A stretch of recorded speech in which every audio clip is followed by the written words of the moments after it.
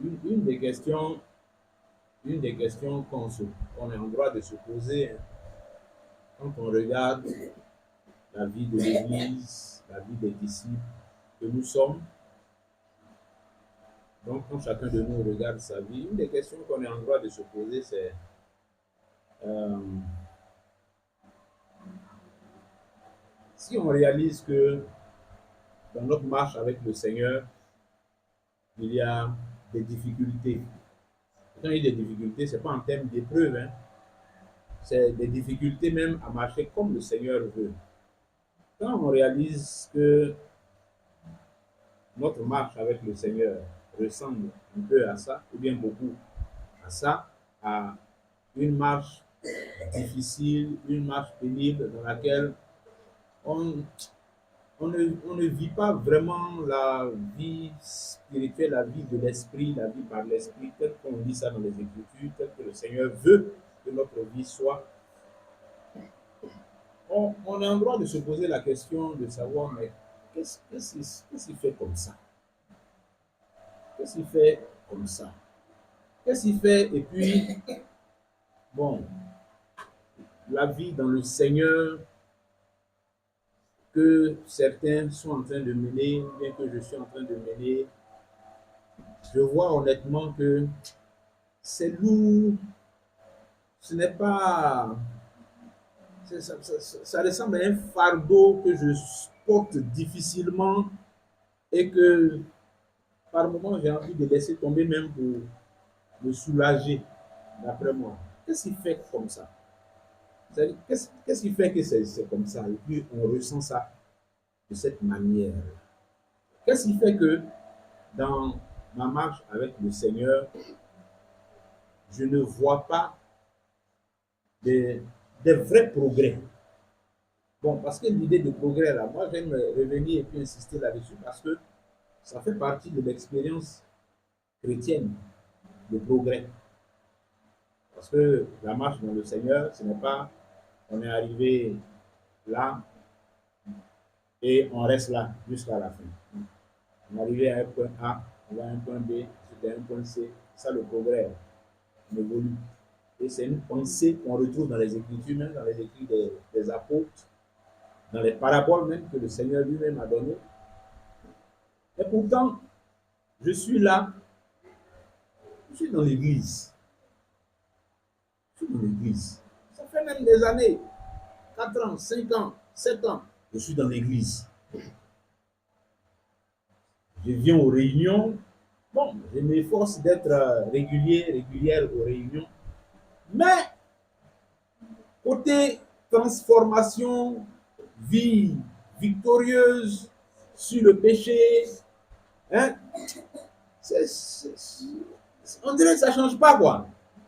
De toute façon, c'était quand je me suis converti, là. Et puis, je regarde où je suis aujourd'hui, là. Il n'y a pas de grande différence. Pourquoi c'est comme ça?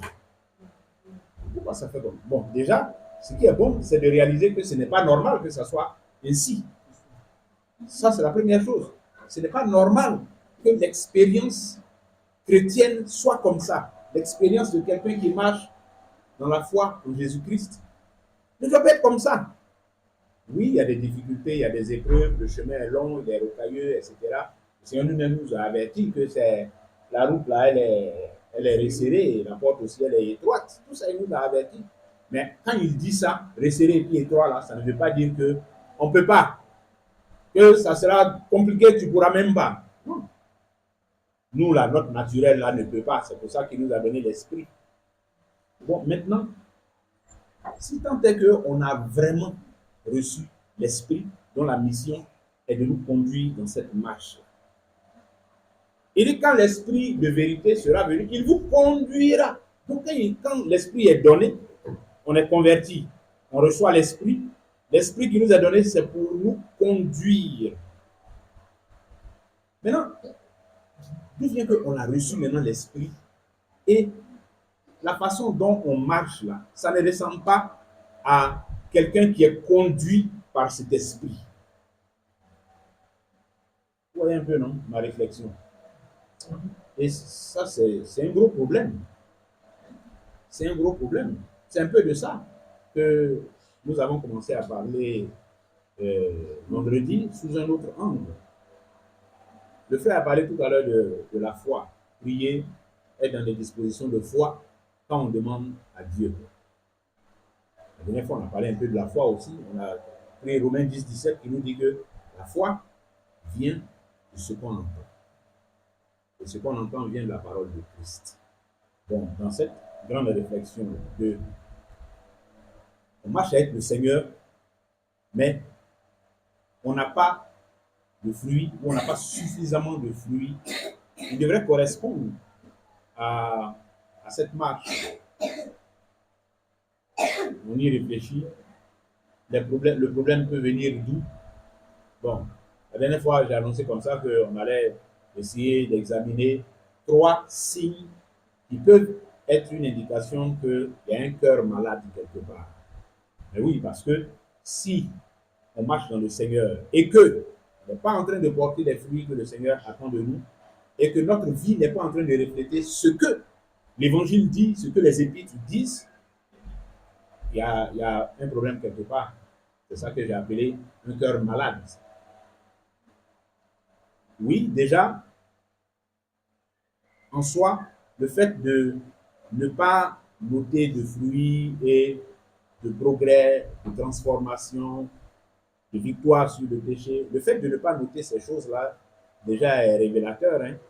Ça fait partie de ces signes-là. Donc, je disais qu'il y a beaucoup de signes qu'on peut prendre comme base de réflexion, mais on va s'attarder sur trois signes principalement.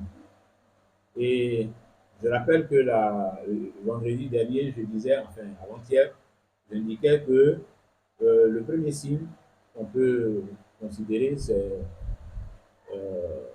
celui de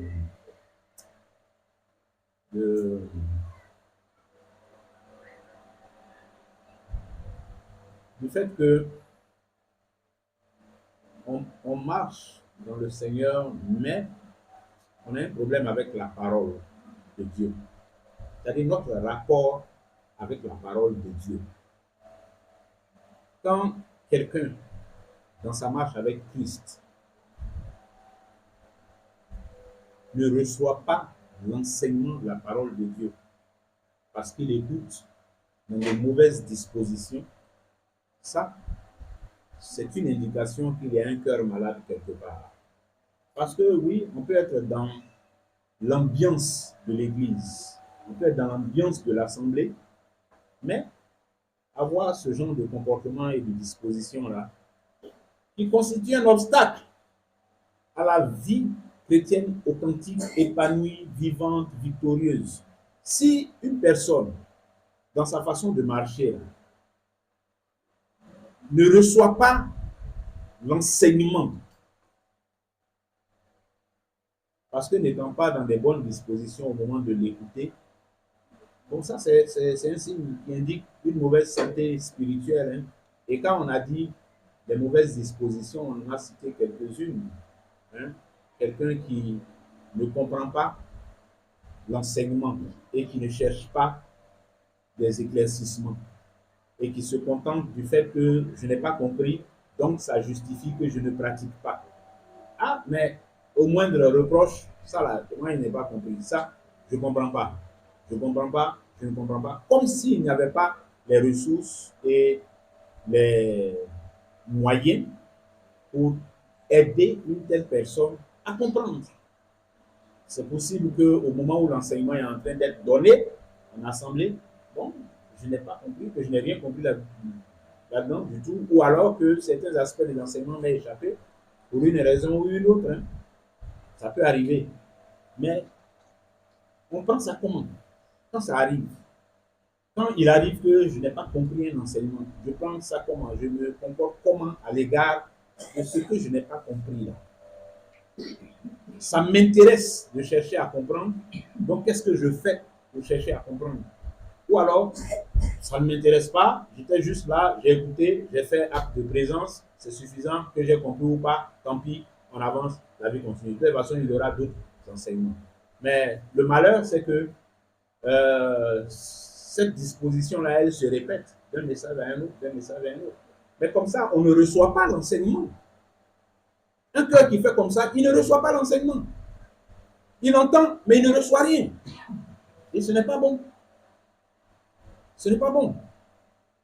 On a cité également une autre mauvaise disposition qui est de d'entendre, de comprendre même le message. On a compris le message, mais l'application de ce message à ma vie comporte des difficultés. C'est pas facile, hein? Faire enseignement qu'on a donné aujourd'hui là, appliquer ça, c'est pas facile. C'est difficile. C'est un truc difficile, hein? Ce qu'on a enseigné aujourd'hui là, c'est pas facile, hein? Donc, on refuse de faire l'effort. On refuse d'aller au contact. Parce qu'il y a contact dedans aussi. On va au contact contre la chair. On va au contact contre l'épreuve. Mais on refuse de faire l'effort qu'il faut. On refuse d'aller au contact. On refuse de se mettre à la hauteur des exigences de l'enseignement. Résultat, statu quo. Et puis, on en reste là. Cette fois-ci, ce n'est pas parce qu'on n'a pas compris, mais c'est parce qu'on a bien compris même. Et on a compris, on a conscience de l'effort que ça va demander. Mais bon, on se réfugie dans des faux raisonnements. Ça là, c'est trop difficile. C'est pas encore à mon niveau. C'est pas encore, peut-être dans 2 ans, 3 ans, je serai à ce niveau-là, je pourrais faire comme ça. Sinon, pour moi, laissez-moi dans mon CP1 là. Ceux qui peuvent n'ont qu'à faire, ben, nous là, on va laisser en base. Mauvaise disposition, mauvaise disposition. Et vous voyez, peut-être qu'on n'utilise pas les formules que je suis en train d'utiliser, mais c'est l'esprit. C'est l'esprit de ce que j'exprime comme ça là. Il faut voir. Un enseignement vient. Il y a des choses qui seront faciles pour moi et difficiles pour quelqu'un d'autre. Sur un autre enseignement, ça sera plus aisé pour moi, enfin plus difficile pour quelqu'un d'autre que pour moi. Ainsi de suite. C'est comme ça. Mais se réfugier dedans et puis considérer que bon, allez, c'est pas grave, hein, si c'est comme ça là, c'est pas grave, de toute façon, on a le temps, on va se concentrer sur d'autres enseignements, mais ça là, c'est pas grave, ça n'a pas me dépasser. Ce n'est pas bon. Parce que le cœur, quand on fait comme ça là, on l'entraîne à ne pas mettre en pratique la parole. On le dispose à ne pas mettre en pratique la parole. Alors que ce que le Seigneur veut de nous, à l'égard de sa parole, c'est du zèle, c'est de la promptitude, du zèle. Hein? On a expliqué souvent ici que le zèle, c'est la façon de servir Dieu. Le zèle, il n'y a pas une autre façon. On sert Dieu avec zèle. Soyez fervents d'esprit, ayez du zèle et non de la paresse, soyez fervents d'esprit. Servez le Seigneur. Dieu là, on ne le sert pas autrement qu'avec zèle. Donc il n'y a pas une catégorie de zélés et une catégorie de non-zélés modérés. Nous tous, on doit servir Dieu avec zèle. Il n'a jamais vu une parole de l'Écriture là qui dit que ce n'est pas vous tous qui devez le servir avec zèle, mais certains, si vous le servez avec zèle, là c'est bon. Non, c'est nous tous. C'est nous tous. Si tant est qu'on a reçu l'évangile, parce que c'est de cet évangile que vient le zèle que donne l'évangile de paix. Ayez ça à vos pieds. Donc, la promptitude à obéir, c'est à ça qu'on doit éduquer notre esprit. On doit se laisser former dedans par l'Esprit de Dieu. Et j'aime bien quand je dis on doit se laisser former dedans. Quand je dis ça, j'ai dans la tête l'image d'un militaire. On va prendre les militaires parce que c'est eux qui se forment bien même. J'ai dans la tête l'image d'un militaire qui est en train de se former. Mais même pas un militaire qui est dans les choses générales, là, un militaire qui est dans une catégorie assez spéciale, mais à qui on confie des missions difficiles. De toute façon, sa mission est difficile, c'est comme ça son entraînement est. Là, on sait que si on l'amène là-bas, le froid qui va le taper là-bas, c'est un froid de moins 40 degrés. Donc lui, on ne va pas l'entraîner dans la chaleur, on va l'entraîner dans moins 40 degrés. Parce qu'on sait qu'on peut l'envoyer dans moins 40 degrés. C'est comme ça. C'est-à-dire, où tu veux que ton rapport avec le Seigneur arrive. C'est l'exercice de ça que tu fais. C'est à l'exercice de ça que tu te soumets. C'est à la préparation de ça que tu te soumets, que tu t'engages. C'est dedans. Et c'est quand tu te disposes à ça que l'Esprit t'entraîne dedans, il t'exerce là-dedans. C'est comme ça. Mais si tu fuis à la moindre difficulté, si tu t'échappes à la moindre occasion, si tu te dégonfles au moindre obstacle, À quel moment tu vas mûrir, grandir, t'endurcir dans la foi? Je dis bien t'endurcir dans la foi. À quel moment ça va arriver? Ça ne va pas arriver. Ça va être un peu comme un truc qu'on fait, c'est en train de prendre, c'est en train de prendre, et puis paf, ça s'écoule encore, et puis on recommence, et puis paf, ça s'écoule. C'est fragile. C'est fragile. Quand on parle de passer de l'écoute de la parole à la mise en pratique, et tu te débats encore dedans, si tu ne te disposes pas pour que Dieu, par son esprit, te forge à l'intérieur de toi, là-bas, ton esprit, là, il l'entraîne à être prompt à obéir à sa parole, tu seras toujours comme ça. C'est-à-dire, pour passer à l'obéissance, là, tu seras toujours dans les balbutiements d'abord, ou bien seulement. Tu ne pourras même pas dépasser ça. Et puis, dès que tu as réussi une, deux, trois choses, et puis, paf, après, tu te dégonfles. Une, deux, trois choses, paf, il en soit ici. Ça, c'est pas normal. Ce n'est pas normal. Pour ça, on a indiqué dernièrement que il faut s'exposer. Il faut exposer notre esprit à l'esprit de Dieu. Vous savez la parole, vous savez la prière. Il faut s'exposer régulièrement même. Il faut être exposé régulièrement à la parole de Dieu. Parce que pour pouvoir éviter, sortir de cette maladie-là, guérir de ce cœur malade qui ne reçoit pas l'enseignement et donc qui ne vit pas selon l'enseignement, avec promptitude, avec zèle, engagement, persévérance et tout ça, donc qui est faible devant la parole, pour guérir de ce mal-là, sortir de cette maladie-là, il faut s'habituer à exposer son esprit à la parole. C'est la parole-là qui va nous guérir. C'est la parole et la prière. C'est ça qui guérit. Un cœur qui est comme ça. Donc, s'exposer à la parole de Dieu. En réalité, on s'expose à l'esprit de Dieu à travers la parole, à travers la prière. C'est une longue exposition, une exposition intense, une exposition régulière. C'est ça qui fait qu'on guérit de ça ou alors on s'affermit, on devient fort dedans, on devient musclé dedans. S'exposer à la parole de Dieu. Bon, s'exposer à la parole de Dieu, c'est tout ce qu'on fait pour connaître les Écritures, lire, méditer, tout ce qu'on connaît là. Donc, ce sont des choses qu'on connaît. Et c'est des choses dans lesquelles il faut s'appliquer. C'est des choses qu'il faut faire. Des choses auxquelles il faut s'engager ou devrait. Et de façon régulière. Parce que, je reprends mon image de ce militaire qui s'entraîne. Mais un militaire qui est en train de s'entraîner et qui veut pouvoir résister à certaines conditions, je ne sais pas, il va faire des entraînements pour avoir du souffle, il va faire des entraînements pour rester sous l'eau pendant longtemps, il va faire des entraînements pour pouvoir grimper, ne pas avoir le vertige quand il va en hauteur. Il va faire toutes sortes d'entraînements en fonction de certains objectifs. Mais, lui qui fait ça là, si c'est par exemple pour vaincre le vertige, de sorte que le jour où il aura une mission où il doit marcher quelque part là-bas sur un poteau entre deux immeubles de 24, je dis 24, de 250 mètres de haut, et il doit marcher sur une planche là pour passer à un autre. Mais pour qu'il soit préparé à ça, il faut qu'il s'entraîne dans ces conditions-là. Mais son entraînement là, pour pouvoir dépasser ce vertige-là et puis supporter ça, c'est pas, il va venir faire ça dans l'entraînement aujourd'hui, et puis la prochaine séance d'entraînement, c'est dans 3 mois. Tout ça. Quand il a fini pour 3 mois là, il attend encore 4 mois. Il va venir faire deuxième séance d'entraînement. C'est le vertige qui va te tuer pour aller monter là-bas. Tu ne seras jamais prêt. Tu ne pourras jamais atteindre ce niveau-là. Mais son camarade, qui lui vient s'entraîner régulièrement, il monte à 250 mètres là-bas, il marche, demain il est là encore, il monte 250 mètres, il marche. Au début, il allait lentement, il tremblait un peu parce qu'il avait le vertige. Mais à force de le faire régulièrement, un moment arrive où c'est fini, il n'a plus de vertige. Parce qu'il est habitué. Ses yeux sont habitués.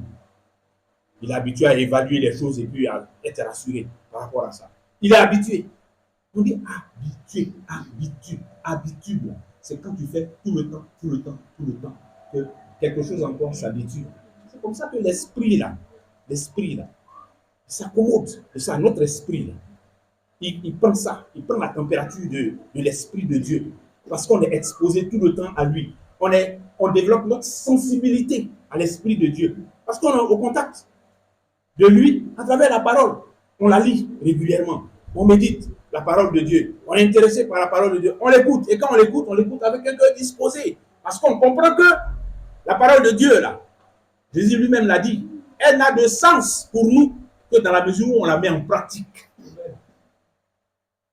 Donc, il ne s'agit pas juste de l'écouter et puis partir, ou bien de l'écouter de temps en temps, ou bien de la lire, bon, une fois en passant, ou bien de faire une méditation, aller au plat qui est perdu quelque part là-bas dans le courant du mois, et puis, c'est fini, on passe à autre chose. Non, bien aimé, non, non. Les gens dont nous lisons le témoignage dans les Écritures, à votre avis, c'est comme ça qu'ils faisaient avec le Seigneur? C'est comme ça qu'ils s'exerçaient dans leur marche pour être des personnes spirituelles, des personnes que l'esprit a plaisir à utiliser pour faire son œuvre.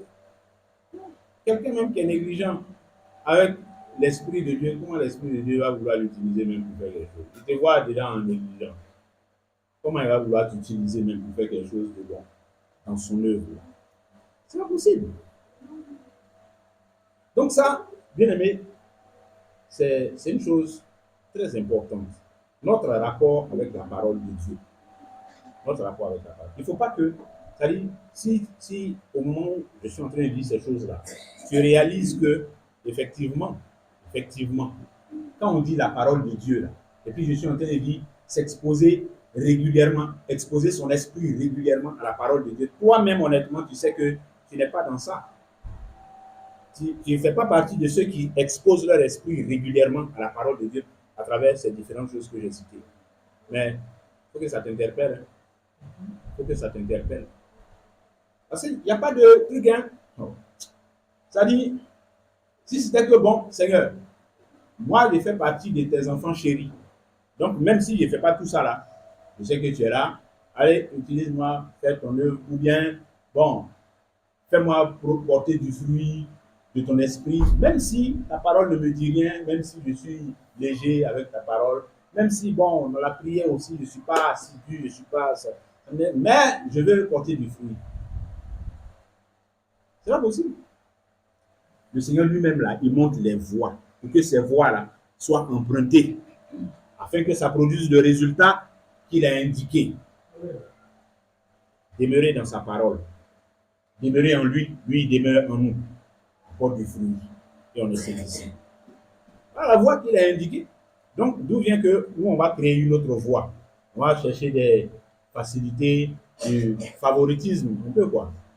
Hein? Bon, la voie de là-bas, c'est un peu difficile pour moi, mais quand même, laisse-moi porter du fruit. C'est pas laisse-moi porter du fruit.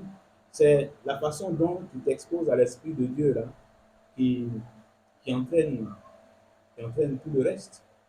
Donc, pas d'exposition, je ne dis pas de résultats. Quel est ton degré d'exposition à l'Esprit de Dieu? Si tu es toujours absent de sa présence, ou si la plupart du temps, alors pas toujours, de temps en temps tu apparais, mais la plupart du temps, tu es absent de sa présence. Dans la prière, dans le contact avec sa parole, les Écritures. Si ça, ce sont des choses qui sont rares chez toi, c'est pas bon. C'est une maladie. Donc il faut chercher à guérir. Amen. Amen. Alors, je parlais de pratiquer, l'importance de pratiquer. Parce que, oui, la parole et la prière, exposées à l'Esprit de Dieu à travers ces deux-là. Mais quand on sort de là, il y a une vie qu'on vit. J'en ai parlé un peu vendredi. La vie, on dit la vie chrétienne, c'est une vie. Ce n'est pas un truc bizarre, c'est une vie, c'est la vie dans laquelle on pose des actes, on réfléchit, on a des pensées, on sort des paroles de la bouche. C'est tout ça là qui est la vie. C'est dans ça qu'un homme vit. Donc, quand nous vivons la vie en Christ, c'est dans ces aspects-là aussi que nous vivons la vie en Christ.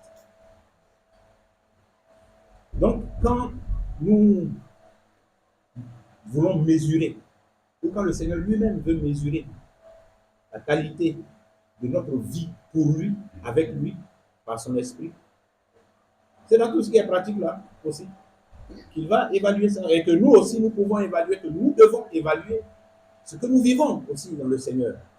Comment nous le vivons. C'est dans ça que nous nous mesurons, que quand Paul dit aux frères de Corinthe, sondez-vous nous-mêmes pour voir si vous êtes dans la foi. Quand les frères doivent se sonder là, c'est dans ces choses qui se sondent.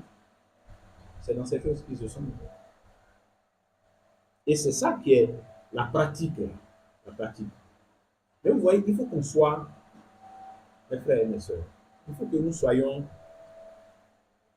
sérieux dans le Seigneur. On peut être sérieux et puis honnête dans le Seigneur. Souvenons-nous de cette parole grave qu'on a dans les Écritures qui dit que il ne faut pas qu'on se trompe. On ne se moque pas de Dieu. Il ne faut pas que quelqu'un se trompe. Donc, on peut être sérieux. Ça dit mieux vaut être sérieux. Mieux vaut être sérieux et honnête. On parle de pratiquer ce qu'on a entendu, l'enseignement. Là, je me souviens qu'il y a quelque temps, dans un enseignement ici, on a parlé des dettes. Dettes. Vous vous souvenez, non? On a parlé des dettes. Et puis la recommandation forte qui a été donnée, c'est débarrassez-vous de toutes vos dettes. Ça fait des mois qu'on en a parlé. J'espère que personne ici n'a de dettes. Encore, après avoir entendu ce message. Mais parce que si tu es dedans encore et que tu n'as rien fait, tu peux avoir commencé à régler ça. Peut-être que c'était tellement lourd que bon, tu as négocié un échéancier et puis la personne t'a accordé ça et puis bon, tu es en train d'exécuter. Ça, c'est bon. Mais tu n'as même pas, tu n'as rien entrepris même pour te dégager de ces dettes-là conformément à l'enseignement qui a été donné. Et puis tu es assis dedans. Et puis tu es en train d'écouter d'autres enseignements encore. C'est pour faire quoi?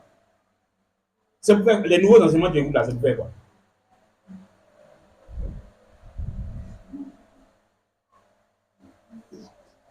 Soyons sérieux, mes frères. Soyons sérieux. Il ne faut pas faire toco la parole de Dieu. Soyons sérieux. L'enseignement dit d'être là. Et ça a été bien expliqué. Crédit là, c'est pas bon. Défais-toi de tes dettes. Fais tout ce que tu peux. Va pleurer devant celui à qui tu dois négocier un échéancier. S'il veut laisser tomber même la dette, alléluia, tant mieux pour toi. Fais ce que tu peux. J'ose croire que un tel processus a commencé avec tous ceux et toutes celles qui avaient des dettes. Et si quelqu'un n'a pas commencé ce processus, ou bien tu as commencé le processus et puis après tu as laissé comme ça, c'est pas bon. C'est obéissance avec promptitude, avec zèle. Fini. Conformément à la parole. Ce n'est pas conseil d'un homme, c'est la parole de Dieu. Oui, ça, j'ai pris un petit exemple, mais concret, pratique, qui nous concerne ici. Pour que chacun puisse s'évaluer, se mesurer à la parole. Concrètement. Vous êtes sérieux. Sérieux. C'est un petit truc. C'est un petit truc. Bon. J'ose croire également que, entre-temps, après ce message-là, quelqu'un n'est pas allé s'endetter encore et puis ça y est sur son cou. Et puis il est en train de gémir, en train de souffrir. Là, ça serait encore plus grave. Là, ça serait encore plus grave. C'est-à-dire, l'état de ce cœur-là est vraiment sérieux. Vraiment sérieux. Après avoir entendu la parole, les recommandations qui en ont découlé, et on va faire le contraire. C'est pas bon. Il ne faut pas qu'il en soit ainsi. Je ne demande pas que quelqu'un lève la main ou bien dit. Je veux que chacun se juge lui-même avec la parole qu'il entend. Dans le secret de son cœur là-bas. Mais il faut te juger sérieusement. On ne peut être sérieux avec la parole de Dieu. Le Seigneur dit que les petites choses là, il regarde ça aussi. C'est pour ça qu'il a dit que si vous êtes infidèle dans les moindres choses là, qui va vous confier Parce que les petites choses là, ça compte. On ne peut pas être faible et puis négligent dans les petites choses et puis s'attendre à être balèze dans les grandes choses. C'est pas possible. On commence au CP avant d'arriver à l'université. On ne saute pas. Donc, ce qu'il y a à régler là, je nous en prie, on a réglé. Quand on a entendu une exhortation, on a entendu un enseignement, on a eu des explications, on n'a pas compris, il faut venir demander, nous donne l'explication jusqu'à ce que tu aies compris. Quand tu as compris là, il faut aller pratiquer. Fais comme la parole a dit. Habitue-toi à ça, dans les petites choses, dans les petites choses. À force de faire comme ça, avec promptitude et zèle, dans les petites choses, le jour où il y a une balèze à faire qui est là, toi tu es habitué, ton esprit est habitué à obéir promptement à la parole. Aucune adversité, aucune difficulté, aucun obstacle ne vont te déstabiliser. Et Dieu prend plaisir à ça. Quand l'obéissance est propre, comme ça, là, c'est agréable à Dieu. Ça monte devant lui comme un parfum de bonne odeur. C'est ça que Dieu veut. Donc, exerçons-nous à faire comme ça, à faire ainsi. J'ose croire que parmi nous, il n'y a pas des gens qui ont encore des choses dans le cœur contre d'autres. On en a trop parlé ici. On en a trop parlé. Et c'est versé dans les Écritures. Ne regardons pas comme normal. C'est-à-dire, ne prenons pas comme prétexte du fait qu'on est des hommes. On est des hommes, même si on dit, on n'est pas des robots, on a des émotions. Donc, si c'est un peu, les relations sont un peu bizarres entre moi et puis l'autre là, c'est normal. On est des hommes. C'est un mauvais raisonnement, c'est un faux raisonnement. Jacques dit, mettez en pratique la parole et cessez de vous tromper par de faux raisonnements. C'est des faux raisonnements. Dieu, qui dit qu'on n'a qu'à être en paix entre nous là, lui, il ne sait pas ça. Lui, il ne sait pas qu'on est des hommes. Il ne sait pas qu'on a des émotions. Il ne sait pas que nous, on se fâche aussi. Il ne sait pas. Il sait. C'est lui qui nous a créés. Mais c'est lui qui dit qu'on n'a qu'à être en paix entre nous. D'ailleurs, même quand il dit soyez en paix entre vous, là, ça veut dire qu'il peut arriver que vous marchez sur les pieds, comme ça il dit soyez en paix. Mais quand ça arrive, il faut restaurer la paix avec promptitude. Ça peut arriver, mais il faut restaurer la paix. Ça peut venir encore, mais il faut restaurer la paix. Ça peut se produire 10 fois, mais il faut restaurer la paix 10 fois. Combien de fois est-ce que je pardonne à mon frère quand il a péché contre moi et qu'il vient me demander pardon? Sera 7 fois? Il dit non, je ne te dis pas 7 fois. Je te dis 70 fois 7 fois. Il dit pardonne seulement. Restaure la paix. C'est gâté, restaure. C'est gâté, restaure. Arrange. Arrange. Parce que la parole du maître dit. Amen. Maintenant, de quel droit nous on va se permettre de créer des alinéas particuliers dans ce que le maître a dit? De quel droit? Non. C'est trop prétentieux ça. Jésus dit, soyons en paix. Et puis nous on dit, on est des hommes. Ça peut arriver, le Seigneur lui-même il sait. Donc si c'est gâté entre nous, c'est normal. Ça va rester comme ça.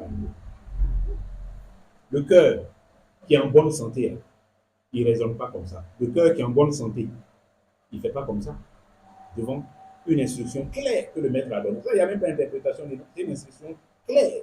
Le cœur qui est malade là, c'est lui qui se perd dans ses raisonnements. Mais le cœur qui est en bonne santé, il y va simplement, humblement, rapidement, avec promptitude, zèle. Il regrette même que ça se soit gâté. Il sort de gâter là rapidement pour revenir dans l'état normal. Bien aimé, nous parlons des choses pratiques. Hein. On peut être sérieux dans notre façon d'attraper le Seigneur. Soyons sérieux. Concret, sérieux. Instant après instant. Jour après jour. Quand l'apôtre dit, on t'a veillé sur nos voies. Veillez. Veillez, ça veut dire qu'il faut faire attention, il faut regarder. Il faut regarder, il ne faut pas se laisser tromper ou bien distraire par quelque chose. Il faut veiller. faut veiller, il faut être en éveil. Il ne faut pas fermer tes yeux dessus. Garde tes yeux ouverts. Il faut veiller. Veillons. Veillons. Veillons sur ce qui sort de notre bouche. Veillons. Sur les actes que nous posons. Veillons. Sur les voies que nous empruntons. Veillons. Veillons.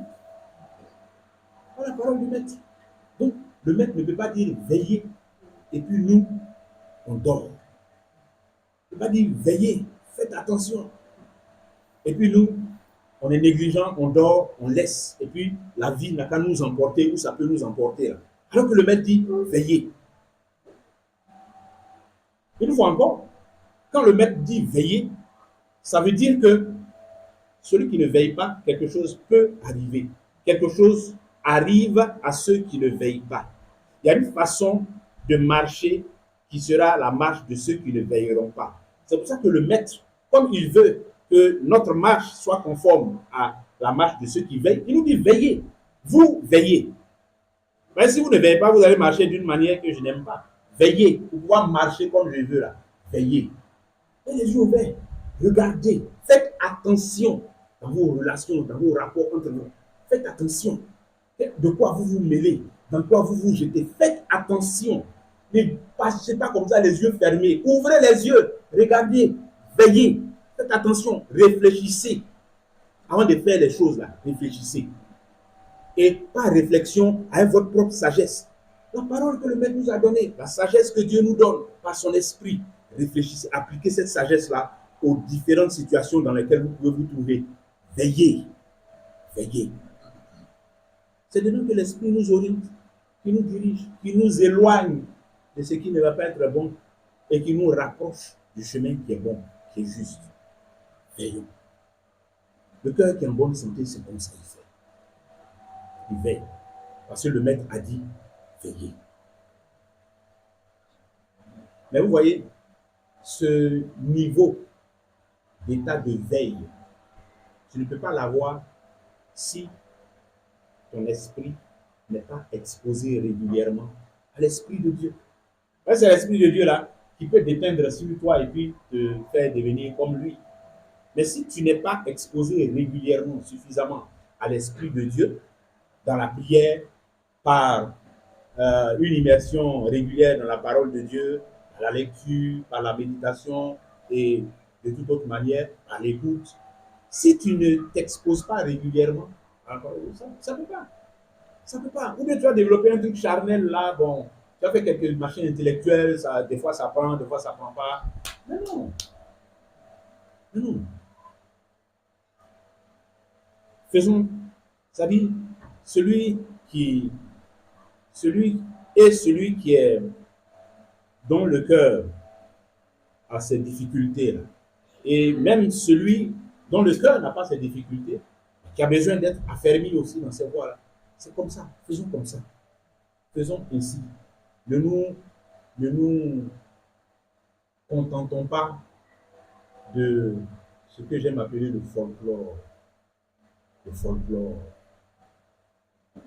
Parce que si on n'est pas dans ces dispositions de sincérité, de saisir la parole, y obéir promptement avec humilité, c'est qu'on fait, on est dans le folklore.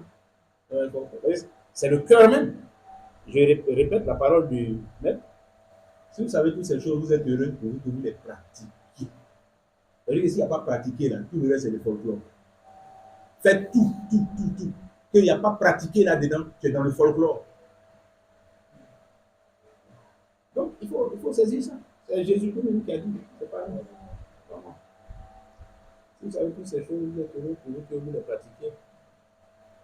Donc, il faut prendre au sérieux l'affaire de pratiquer. On va lire ensemble Tite, chapitre 1, le verset 16. Tite, chapitre 1, le verset 16.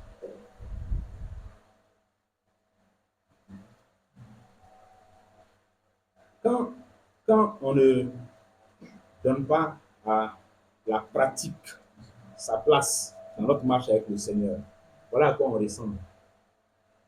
Tite 1, 16. Tite 1, verset 16. Ils font profession de connaître Dieu, mais ils le renient par leurs œuvres étant abominable, rebelle et incapable d'aucune bonne œuvre. Amen. Ils font profession de connaître Dieu. Ils disent dans la bouche qu'eux, ils connaissent Dieu. Ils disent dans la bouche qu'eux, ils connaissent Dieu. Mais ils le renient.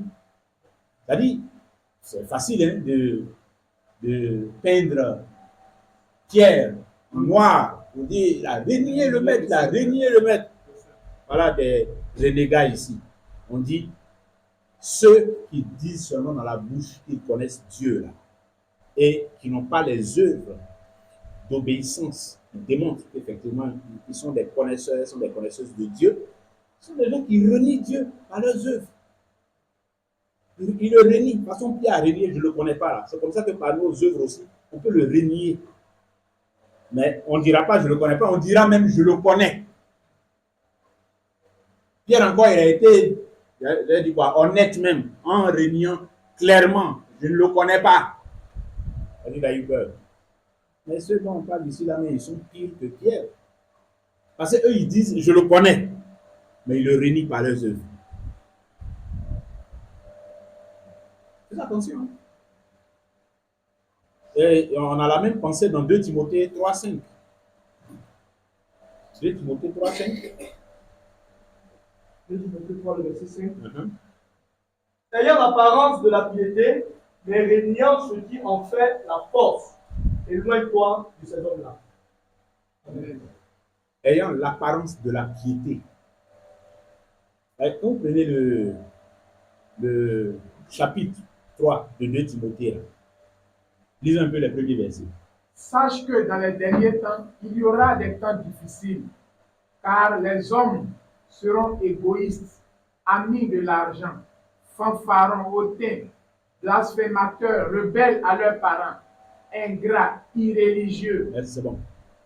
Vous voyez toute la façon dont Paul est en train d'écrire ces gens-là. On n'a pas tout lu, hein. Il y en a encore.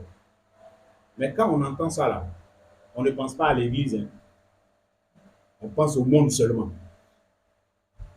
Cette description qu'il est en train de faire, on pense au monde seulement. Mais au verset 5, il dit, ils ont l'apparence de la piété. Ouais, ils ont l'apparence de la piété. Ce qu'il est en train d'écrire comme ça là, il dit, il y en a dedans qui se donnent l'apparence de la piété. Ça veut dire, oui, on va en trouver dans le monde, on va en trouver dans l'église aussi. Il y en a qui vont vivre comme ça, la piété là. Mais se donner seulement l'apparence, alors qu'ils sont dans ce groupe-là. Des impies, arrogants, hautains, fanfarons, rebelles à leurs parents, ingénieux au mal. Ils sont dedans. Ils sont dans l'église aussi. Ils sont dans le monde, ils sont dans l'église. Parce qu'ils se donnent une apparence de piété. Et quand tu lis la suite, Paul est en train de mettre Timothée en garde contre cela. Mais si c'est juste des gens du monde, pourquoi il va lui mettre en garde contre cela? Si le monde, on sait que le monde est comme ça. On ne va pas mettre Timothée en garde contre ça. S'il le met en garde, c'est en rapport avec l'église. Bien aimé, c'est en rapport avec l'église. L'apparence de la piété. Il ne faut pas qu'on reste dans l'apparence. Alors, ce qui est intéressant avec l'expression que Paul utilise ici, quand il parle de l'apparence de la piété, ça veut dire que la piété a une apparence. D'accord? Ça veut dire que quand tu as la piété là, il y a une façon dont tu parais devant les gens. Qui est vrai, qui est juste même. C'est-à-dire, quand tu es quelqu'un qui est pieux, eh bien, il y a une apparence que tu reflètes. C'est pour ça que ceux qui veulent se faire passer pour pieux se donnent cette apparence-là. Mais leur problème, ce n'est pas l'apparence, c'est qu'ils ne sont pas pieux en réalité. Donc, ils se donnent l'apparence de la piété, parce que la piété, là, elle a une apparence. Parce que quelqu'un qui est pieux, quelqu'un qui craint Dieu, là, il a une façon d'être. Il y a une apparence qui le reflète, il y a une image qui le reflète, quelqu'un qui craint Dieu. Il y a une façon de vivre, il y a une façon de se présenter, une façon de faire des choses. C'est tout ça là qui est dans l'apparence de celui qui est pieux. Donc, celui qui est pieux, il a une apparence qu'il présente. Maintenant, ceux qu'il dénonce ici, c'est des gens qui se donnent cette apparence-là, alors qu'en réalité, ils ne sont pas pieux. Donc ça, c'est la première information qu'on a avec l'expression que Paul utilise ici. L'apparence de la piété. La piété a son apparence. Maintenant, comme je l'ai dit, la deuxième information, c'est que le fait qu'il n'y ait pas d'apparence de piété, ça veut dire que dans l'église même, dans l'église, je dis quelqu'un qui veut se faire passer pour pieux, c'est pas dans le monde là-bas, c'est dans l'église qu'on le trouve. Celui qui veut se faire passer pour pieux, celui qui veut revêtir une fausse apparence de piété, c'est dans l'église qu'on le trouve. Donc, faisons attention, bien aimés. Faisons attention. Notre rapport avec la parole de Dieu. Notre exposition à l'Esprit de Dieu par la parole et la prière. On fait dans les choses authentiques.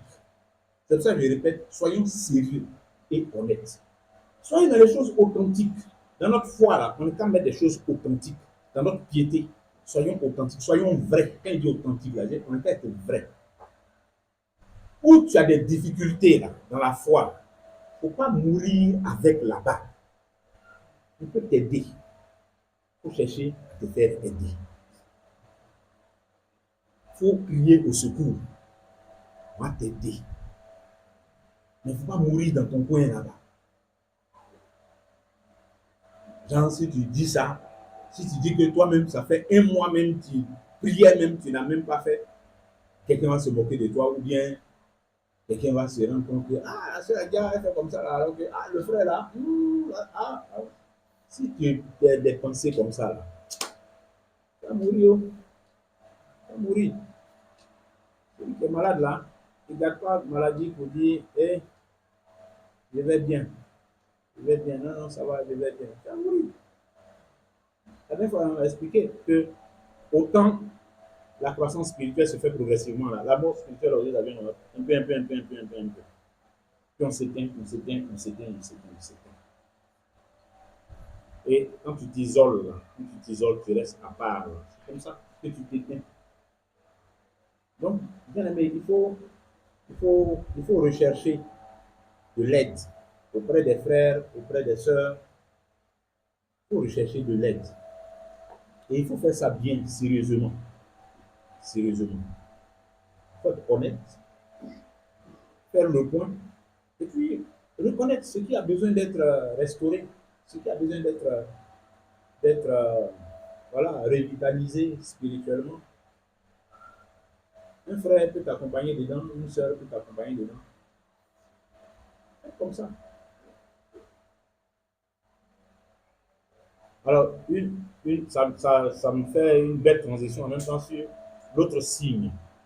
Un autre signe qui révèle un mauvais état de cœur, c'est quelqu'un qui préfère la compagnie de ceux qui ont même maladie que lui. C'est-à-dire, dans l'assemblée, hein, ben, il préfère ou bien elle préfère la compagnie de ceux qui ont la même maladie, qui ont les mêmes difficultés là, dans la foi que lui ou bien qu'elle. C'est-à-dire qui sont à son niveau, là, à son régime. Là. C'est avec ceux-là qu'il se sent bien ou bien elle se sent bien. Puis on préfère rester dans ce cercle-là. Où il n'y a pas un qui émerge et qui va interpeller quelqu'un sur quelque chose de spirituel. Mais de toute façon, on est ensemble là, dans notre bonheur là. On peut raconter n'importe quoi, tout le monde est d'accord avec ça. On ne parle pas de tout, on ne dit rien de bon, et tout le monde est d'accord avec ça. Mais quand même, on sait, honnêtement, quand on regarde, on sait que les choses dont on parle quand on se retrouve là, c'est pas bon.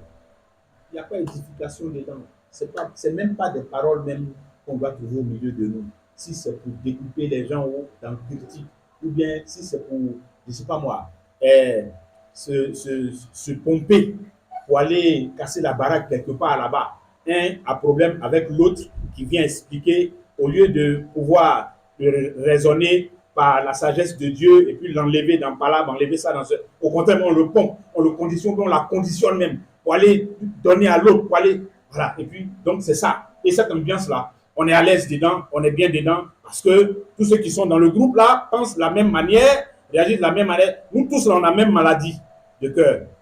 Et puis, on se plaît ensemble. C'est pas bon. C'est pas bon. C'est pas bon. C'est pas ce que les Écritures nous disent. On va lire ce que les Écritures disent sur ça.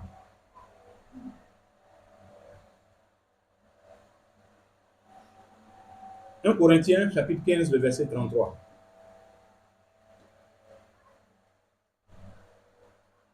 C'est-à-dire ceux qui font comme ça ne veulent pas prendre le risque d'être exposés. Voilà. Je sais que si je commence à m'approcher de celle-là et que je fais mes choses que j'ai fait dans le groupe devant elle là, celle-là, je connais les paroles qui vont sortir de sa bouche. Donc, on va rester dans notre coin ici, faisons nos trucs ensemble ici, on est à l'aise comme ça. Il n'y a pas quelqu'un qui va reprendre son ami, parce que nous, on est les mêmes choses. Un ne peut pas reprendre l'autre. Nous, on est la même catégorie, on est au même niveau, on a la même maladie, donc on se gère entre nous. Donc, la peur de se faire exposer fait que, bon, on préfère se tenir à l'écart et chercher ce qui nous plaît. Disons 1 Corinthiens 15, 33. Ne vous y trompez pas. Les mauvaises compagnies corrompent les bonnes mœurs. Les mauvaises compagnies,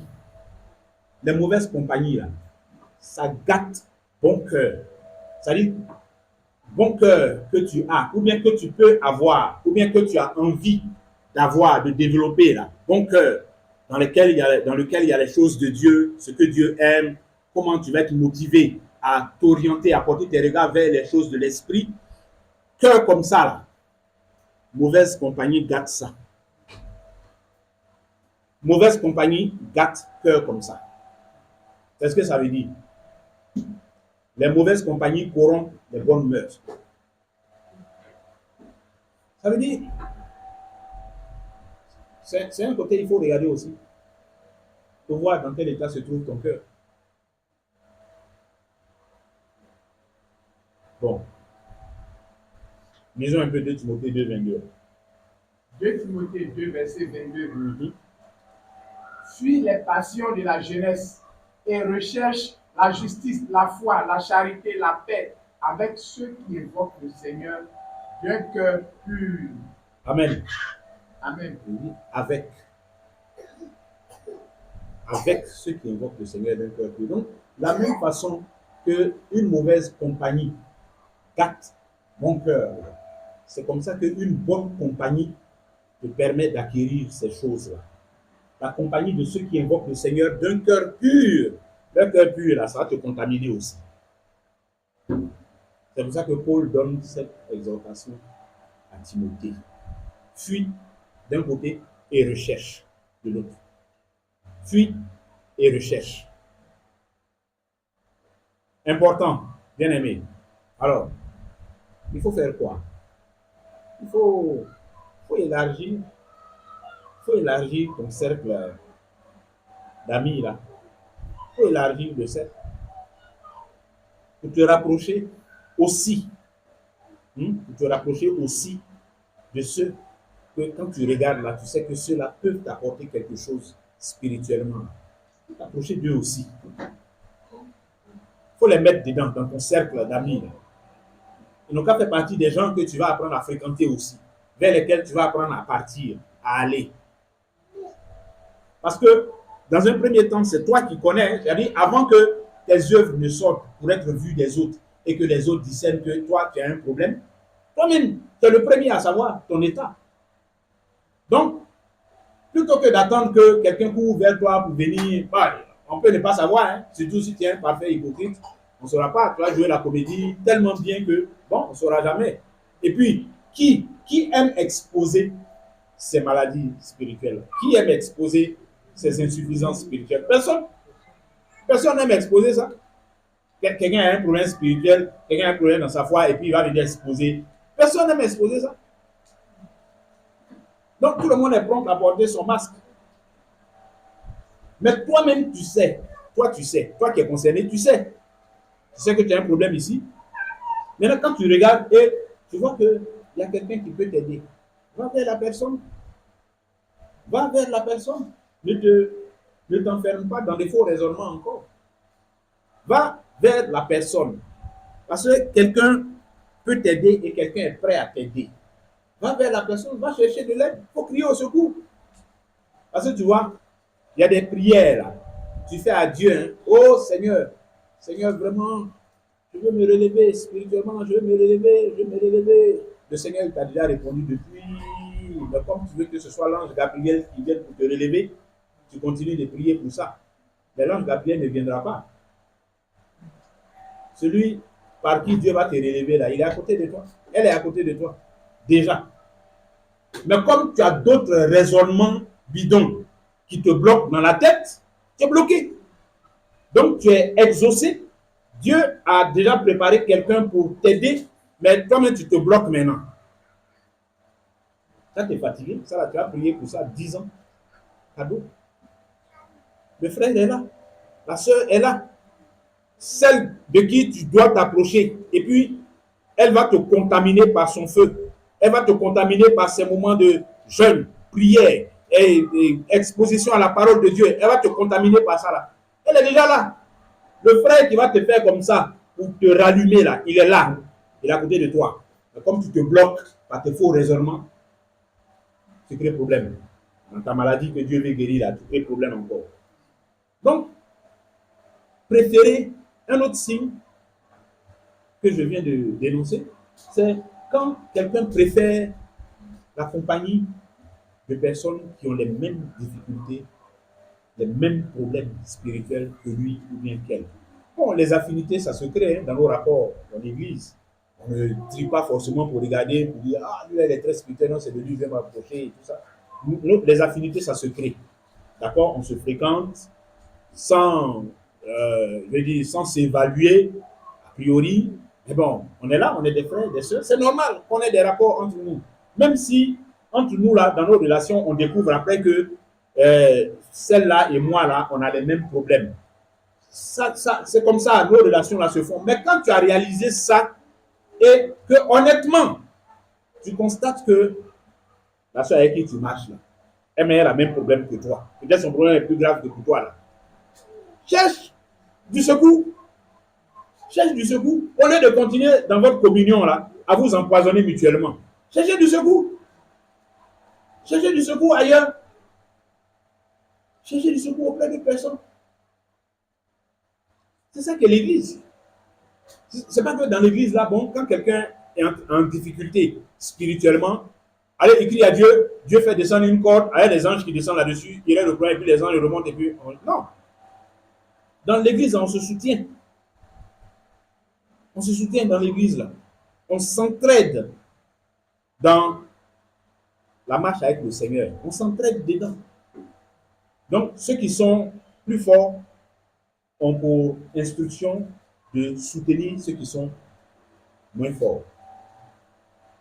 Maintenant, quand on dit plus fort, moins fort là, ça peut arriver à un moment ou à un autre. Hein. Quelqu'un qui a traversé une épreuve qui n'a pas été vraiment prend un coup. Ça a besoin d'un soutien. Là. Ça a besoin d'un soutien. Et puis ça dure. Tu as pensé que, bon, tout seul, tu dois te débattre et puis ça allait tu allais te relever. Mais tu te rends compte que ça dure. Il faut prier au secours. Quelqu'un va venir t'aider. Il faut prier au secours. Ça peut être un temps de prière sur lequel on s'accorde. Hein. On va prier ensemble. Je ne sais pas, pendant les semaines qui vont suivre là, on prie ensemble. Et voilà, on a quelques exercices de piété qui nous permettent voilà, de nous édifier mutuellement. Et puis bon, toi, ça te réveille, ça te relance. C'est ça. C'est comme ça. Parce que le frère ou bien la sœur va être utilisé par le Seigneur pour t'exposer à l'Esprit de Dieu. Et puis ça te réveille. Au lieu de rester seul à se débattre et puis à mourir là-bas. Amen. Amen. Voilà. Et puis le troisième signe, le dernier, qui révèle un mauvais état du cœur, c'est quelqu'un qui est irrité par la réprimande. C'est-à-dire quelqu'un qu'on reprend, à qui on fait des reproches, et qui est fâché. Il est fâché. Il ne faut pas lui faire de reproches. Il est fâché. Ça, c'est révélateur d'un mauvais état du cœur. Un cœur qui réagit comme ça à une réprimande, il a problème. Il a problème. Et Proverbe 15, 33.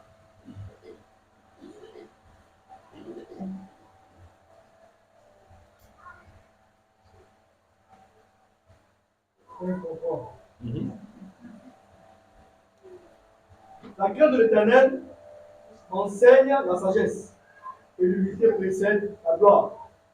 Et 1 Pierre 5, 5.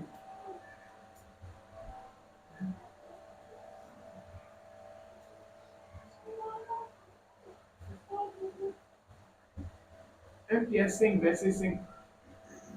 De même, vous qui êtes jeunes, soyez soumis aux anciens, et tous, dans vos rapports mutuels, revêtez-vous d'humilité, car Dieu résiste aux orgueilleux, mais il fait grâce aux humbles.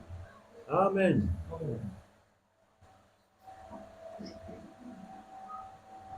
Le cœur, sur ce troisième signe-là, le cœur qui est malade de ça, c'est le cœur qui aime se justifier. Frère, ce que tu as fait là n'est pas bon. Ce que tu as fait n'est pas bon parce que voilà. Ou bien, je n'ai pas aimé ce que tu as fait. Ce que tu as fait là, ça ne m'a pas plu. Mais promptitude à se justifier pour démontrer par A plus B que lui, il avait raison de faire ce qu'il a fait. Donc, elle avait ses raisons. Et ses raisons sont valables. Donc, ce qu'elle a fait là, c'est normal. On ne peut rien lui reprocher. C'est comme ça. Et que d'ailleurs, même si ça, même chose encore lui est fait. C'est un cœur qui est malade, qui est très malade même. Très malade. Parce que raisonner comme ça, c'est ignorer même carrément ce que c'est la repentance. Hein. Quelqu'un te fait un reproche sur quelque chose qu'il a offensé, par exemple, et puis toi, tu justifies l'offense. C'est un truc qui est injuste, toi, tu justifies ça. Que si c'est juste, s'il a fait ça, c'est normal. Je devais faire ça. Je devais faire ça. Parce que trop, c'est trop. Il fallait que je réagisse, il fallait que je fasse ça. Alors, retenons une chose. Hein. Une faute ne justifie pas une autre faute. Une offense ne justifie en rien une autre offense. Un péché n'excuse pas un autre péché. Vous vous souvenez que quand le Seigneur reprenait l'esprit des pharisiens, il leur a dit à un moment, malheur à vous, scribes et pharisiens hypocrites, parce que vous fermez aux hommes le royaume des cieux. Vous n'y entrez pas vous-même. C'est-à-dire, ce que vous faites là, à cause de ce que vous faites là, vous n'entrerez pas au royaume des cieux. Mais vous n'y laissez pas entrer ceux qui veulent entrer. C'est-à-dire, quand le Seigneur dit ça comme ça, les pharisiens là, ce qu'ils faisaient était mal. À cause de ce qu'ils faisaient de mal là, ils n'y entrent pas. Ceux qu'ils trompaient là, ils ont été trompés. J'allais dire, ils se sont laissés tromper. Ils n'y entrent pas non plus. Donc la faute de un ne justifie pas la faute de l'autre. Chacun rendra compte pour lui-même. Et personne ne pourra plaider devant lui pour dire, Seigneur, c'est parce que l'autre là m'avait fait comme ça, que j'ai fait comme ça. Donc c'est l'autre qui m'a provoqué, c'est à cause de ça qu'il a fait ça. Ça n'existe pas devant Dieu, devant le tribunal divin. Ça n'existe pas. Le cœur malade, c'est lui qui fait comme ça. C'est lui qui ne reçoit pas la réprimande, le reproche. Il ne reçoit pas ça. Il justifie. Il se consolide dedans. Ce n'est pas bon. Ça gâte les relations. C'est de l'orgueil. C'est un manque d'humilité. Ça gâte les relations. Ça gâte les rapports fraternels. Ça détruit la paix entre nous. La paix qui est le signe de la présence de l'Esprit de Dieu au milieu de nous. Là. Ça gâte ça. Et quand on dit au milieu de nous, là, on voit le groupe, oui, il y a le groupe, mais il y a deux. Au milieu de nous, c'est moi et puis Élie. La paix est le signe de la présence de l'Esprit de Dieu entre Élie et moi. S'il n'y a pas la paix entre lui et moi, il n'y a quel Esprit de Dieu? L'Esprit de Dieu. Donc, quelqu'un qui ne reçoit pas la réprimande, là, il y a un proverbe qui dit il est bête, non? Ou bien, celui qui n'aime pas la correction est bête. Hein? C'est ça, on appelle bête là. Insensé là, c'est ça qui est bête. Celui qui n'aime pas la correction, il est bête. C'est ce que la Bible dit. Insensé là, c'est gros français. Voilà, c'est un français très courant. Celui qui n'aime pas la correction, il est bête. Je ne suis pas l'Éternel. Donc, la réprimande là, c'est une occasion que quelqu'un qui est sorti du chemin a de revenir sur le droit chemin. Mais parfois, l'argument, c'est la façon dont elle a fait là, la façon dont il fait le reproche là, la manière de faire le reproche là, la manière, c'est vrai, il faut de la sagesse dans la manière de faire les reproches les uns aux autres, mais pas que ça soit un prétexte quoi. C'est-à-dire, si la manière n'a pas été bonne, ça veut dire que ça en rajoute à ta difficulté. Mais ça ne justifie pas que tu rejettes du revers de la main ce qui t'est reproché. Le fait qu'on ait utilisé une mauvaise manière pour te faire un reproche, ça rend ta repentance plus difficile. Mais ça ne t'excuse pas pour rester dedans et puis rejeter le reproche. Et surtout même quand honnêtement tu sais que le reproche là est fondé, c'est vrai. Ce qu'on te reproche, c'est vrai. La manière a été mauvaise, mais toi-même tu sais que c'est vrai. Ce qu'on te reproche, c'est vrai. Mais c'est pour esquiver.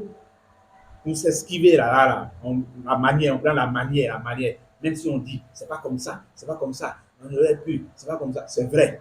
Maintenant, quand on touche après, au-delà de tout ça, toi-même, il faut reconnaître que tu as fait mal. C'est pas bon. Oui. Celui qui rejette la correction méprise son âme. Et celui qui écoute la réprimande acquiert de l'intelligence. Amen. Il y en a plein comme ça dans les proverbes qui parlent de l'attitude qu'on doit avoir devant la réprimande. Donc, il faut faire attention à ça. Se débattre avec ça, chercher à justifier la manière, bien, c'est pas, on ne connaît pas, on rejette les choses, c'est pas bon. C'est pas bon. Bon, aujourd'hui, là, moi, je t'ai fait des reproches sur ce que tu m'as fait qui m'a offensé. Tu dis que, je n'ai qu'à prendre ça comme ça. Demain, quand c'est moi qui vais t'offenser, tu vas sortir maintenant tes griffes pour que, oui, cette fois-ci, là, il faut que je m'humilie devant toi. Que je m'humilie devant toi. C'est que toi-même tu prêches là, tu ne pratiques pas ça. Toi, tu prêches qu'on ne s'humilie pas, qu'on ne reconnaît pas les reproches. Maintenant, pourquoi tu veux que quelqu'un d'autre pratique ça? Non, c'est pas bon. C'est pas bon. Les réprimandes, ouais, quand vous lisez les proverbes là, où on parle des réprimandes là, on dit celui qui reçoit la réprimande là, il est sage. Toujours. Toujours. On le présente du bon côté, il est sage.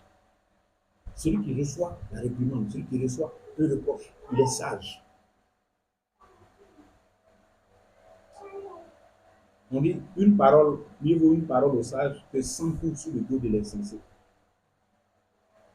L'insensé là, il faut le taper sur son dos jusqu'à. Ou bien il faut l'accabler de reproches même, il faut lui faire des reproches. Il est insensible à ça, ça glisse sur sa peau. Donc, c'est-à-dire, un chrétien, disciple de Jésus, ne fait pas. Des fois on voit ça un peu. On s'en moque. C'est ça que la Bible appelle le moqueur. Le moqueur. Quand la Bible parle du moqueur, il s'en fiche quoi. Il peut lui faire le repas, bon.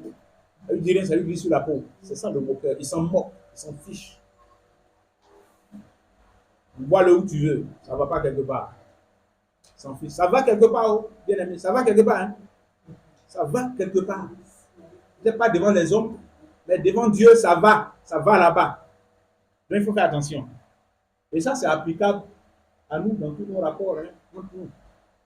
Les palabres à la maison, là.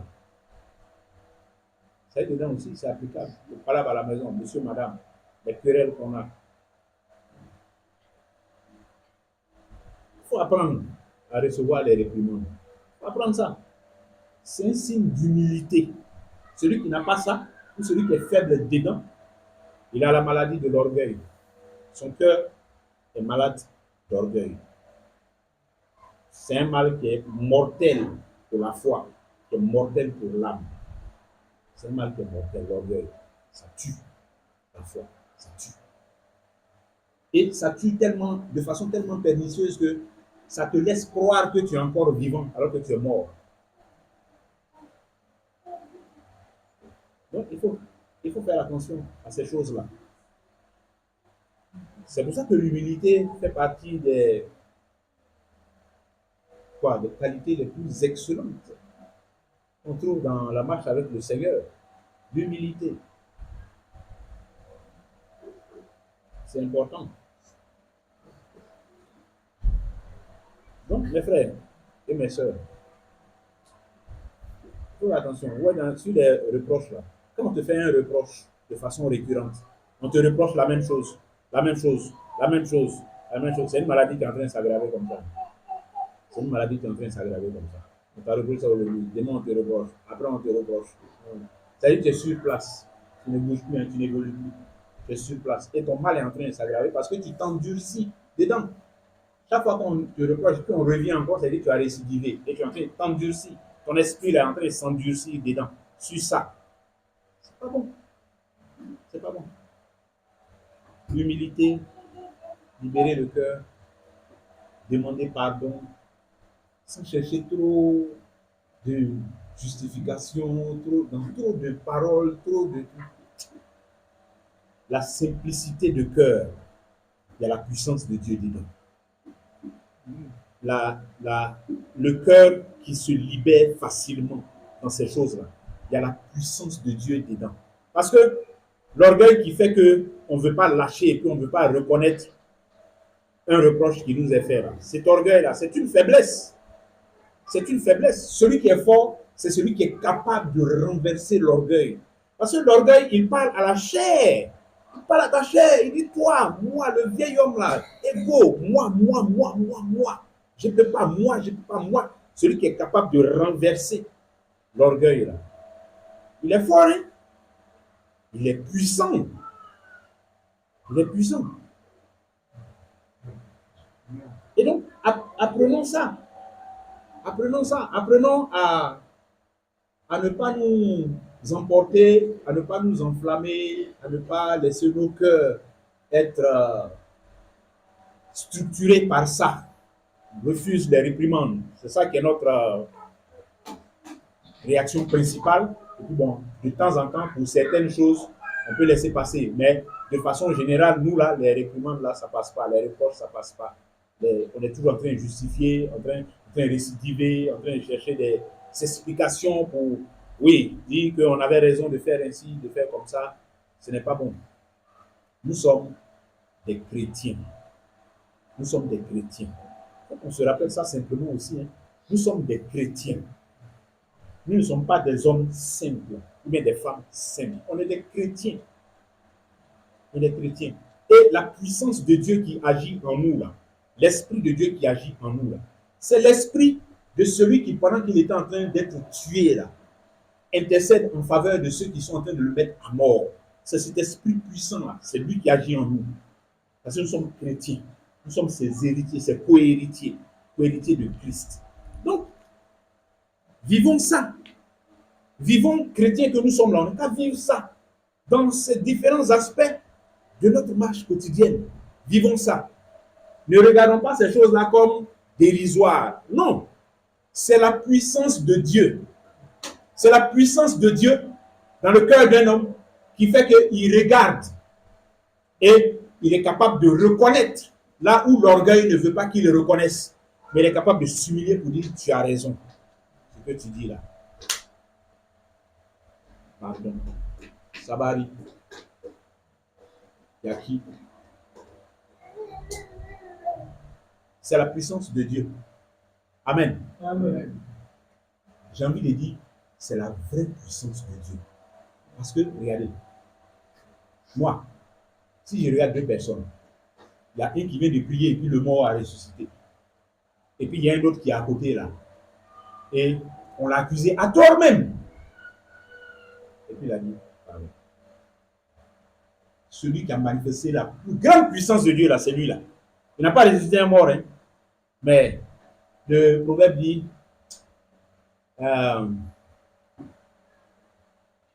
celui qui est capable de se vaincre lui-même, hein, je paraphrase, hein, celui qui est capable de se dominer lui-même, de se vaincre lui-même, est plus puissant que quelqu'un qui est capable de conquérir des villes. Ah oui, mais parce que la bataille contre moi, là, c'est une bataille qui est rude. Hein? C'est pour ça que Jésus a présenté ça comme une des premières conditions pour être son disciple. Renoncer à soi. C'est ça la bataille contre soi-même. Renoncer à soi. Être capable de renverser le moi où il se présente là. Il veut te conditionner et puis te conduire là où il veut. Tu es capable de renverser ça. Non. C'est tout cela qui est le cheminement du renoncement à soi. Jésus dit, si quelqu'un n'est pas capable de renoncer à lui-même et de se charger chaque jour de sa croix, il ne peut pas devenir son disciple. Il ne peut pas. Mais ça, ce sont des paroles qui sont graves, bien aimés. Celui qui n'est pas capable de faire ça, parce que c'est l'incapacité à renoncer à soi, à son ego, qui fait que quand un reproche me fait, quand une réprimande m'est adressée, je rejette ça du revers de la main, même si c'est fondé, même si c'est vrai. C'est mon incapacité à renoncer à moi-même. C'est moi que je veux défendre. C'est moi, c'est mon honneur, c'est moi, c'est mon image, c'est moi que je cherche à défendre. Mais une défense à tort, parce que c'est faux ce qu'on me reproche là, c'est vrai, c'est fondé, l'affaire est là. Mais comme ça me fait trop honte, l'orgueil, hein, et à un tel niveau, je suis incapable. Jésus dit, celui qui n'est pas capable de renoncer à lui-même, il ne peut pas être son disciple. Il ne peut pas être son disciple. Donc, vivons comme des disciples de Christ. Sont des chrétiens. Sont des vrais chrétiens. Je termine par cette pensée.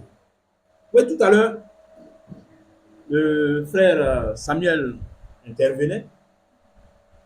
Il a dit quelque chose dont je veux m'inspirer un peu. Nous sommes ici. Quand je regarde, par exemple, la vie de quelqu'un qui est à l'église catholique, à qui on enseigne certaines choses, que moi je considère comme n'étant pas conforme à la doctrine de Christ.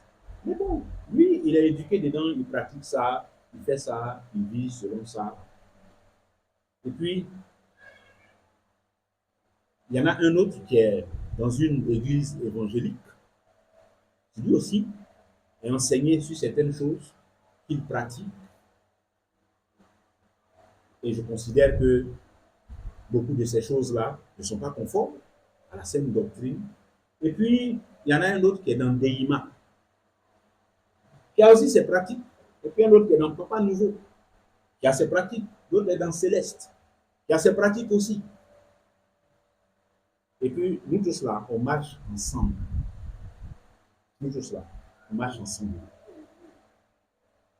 On se promène ensemble.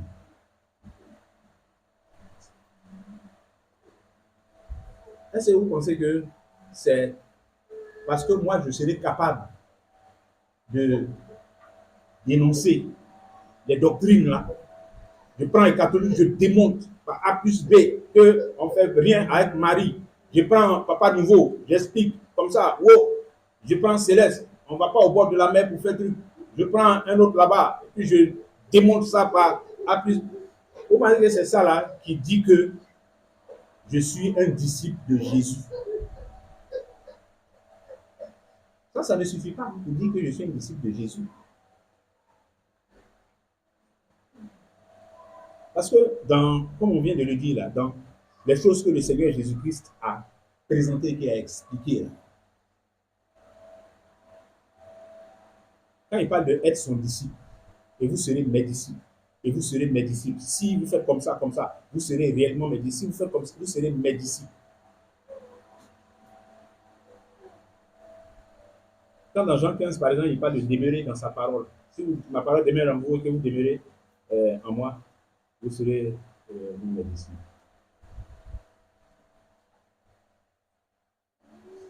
Demeurer dans sa parole, ce n'est pas aller faire des démonstrations. C'est pas ça. Les démonstrations que je dois faire de la parole de Dieu là, qui est en moi, là, c'est par ma vie. C'est là-bas que les démonstrations se font. D'abord. C'est pour ça que Pierre pouvait exhorter les sœurs en leur disant que vos maris qui ne sont pas convertis, là, vous avez la possibilité de les gagner à Christ sans même faire une démonstration doctrinale. Vous avez la possibilité de les gagner à Christ. Sans même ouvrir la bouche pour leur dire que ce que tu fais, c'est comme ça, c'est comme si, ou bien, voilà ce que le Seigneur Jésus a dit dans les évangiles. Ou bien il n'a pas dit ça. Vous avez la possibilité de gagner vos maris à Christ sans faire. Ça ne veut pas dire que on n'a pas besoin d'expliquer ou bien de prêcher ou de présenter la vérité doctrinale. Mais ce qui permet de reconnaître les disciples de Jésus, ce n'est pas seulement que quand ils s'assemblent, ils parlent selon la saine doctrine de Jésus, ils prêchent selon la saine doctrine et tout ça. Il n'y a pas que ça. Je dis, si ce n'était que ça même, qui reconnaîtrait? Parce qu'on est entre nous ici. C'est qui va reconnaître? Quand on se retrouve ici, on prêche, on ouvre les Écritures, on parle, on enseigne et tout ça. Mais on est entre nous ici. Donc, qui reconnaîtrait? Nous tous, on sait déjà. Mais ceux qui vont reconnaître là, ce n'est même pas à partir de ce qu'on va proclamer ou bien de ce qu'on va dire. C'est ce qu'on va leur montrer, qu'ils vont voir de nous, qui sommes l'incarnation de ce dont nous parlons ici. C'est ça qui est révélateur de la présence de l'Esprit de Dieu au milieu de nous. Donc faisons ainsi, bien-aimés. Ça veut dire que c'est ça aussi qui va permettre qu'on puisse guérir de ces maladies que j'ai présentées à travers ces 3 signes, mais qui ne sont pas exhaustifs. Il y en a plusieurs qu'on peut retrouver. C'est par notre façon pratique et active de vivre